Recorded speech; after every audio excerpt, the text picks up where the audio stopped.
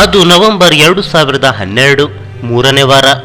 ದೀಪಾವಳಿಗೆಂದು ತಮ್ಮ ಊರು ಪುತ್ತೂರಿಗೆ ಬಂದಿದ್ರು ಶೋಭಾ ಕರಂದ್ಲಾಜೆ. ಅಂದು ಅವರು ರಾಜ್ಯದ ಇಂಧನ ಸಚಿವೆಯೂ ಆಗಿದ್ರು.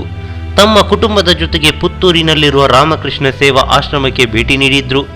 ಈ ವೇಳೆ ಕ್ರಾಂತಿವೀರ ಸಂಗೊಳ್ಳಿ ರಾಯಣ್ಣ ಸಿನಿಮಾ ರಾಜ್ಯಾದ್ಯಂತ ಭರ್ಜರಿ ಪ್ರದರ್ಶನ ಕಾಣ್ತಿತ್ತು. ಹೀಗಾಗಿ ಕುತೂಹಲದಿಂದ ಸಂಗೊಳ್ಳಿ ರಾಯಣ್ಣ ಯಾರು ಎಂದು ಅಲ್ಲಿನ ಮಕ್ಕಳಲ್ಲಿ ಶೋಭಾ ಕರಂದ್ಲಾಜೆ ಕೇಳಿದ್ರು. ಅದಕ್ಕೆ ಮಕ್ಕಳೆಲ್ಲರೂ ಒಕ್ಕರುಳಿನಿಂದ ದರ್ಶನ್ ಮೇಡಮ್ ಎಂದು ಉತ್ತರಿಸಿದ್ರು.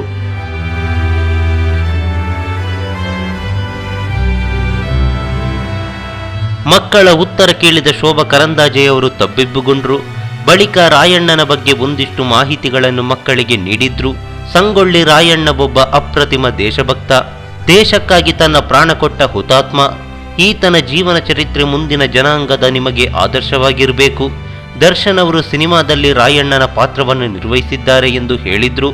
ಆ ಬಳಿಕ ಇಲ್ಲಿನ ಅರುಣ ಚಿತ್ರಮಂದಿರದಲ್ಲಿ ಆಶ್ರಮದ ಮಕ್ಕಳೊಂದಿಗೆ ಸಿನಿಮಾವನ್ನು ವೀಕ್ಷಿಸಿದ್ರು.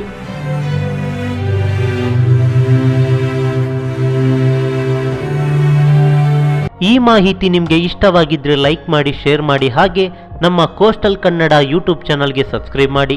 ನಮ್ಮ ಹೆಚ್ಚಿನ ಅಪ್ಡೇಟ್ಸ್ಗಳಿಗಾಗಿ ಕೋಸ್ಟಲ್ ನೆಟ್ವರ್ಕ್ ಇನ್ಸ್ಟಾಗ್ರಾಮ್ ಪೇಜ್ ಹಾಗೆ ಫೇಸ್ಬುಕ್ ಪೇಜ್ಗೆ ವಿಸಿಟ್ ಮಾಡಿ. ಧನ್ಯವಾದಗಳು.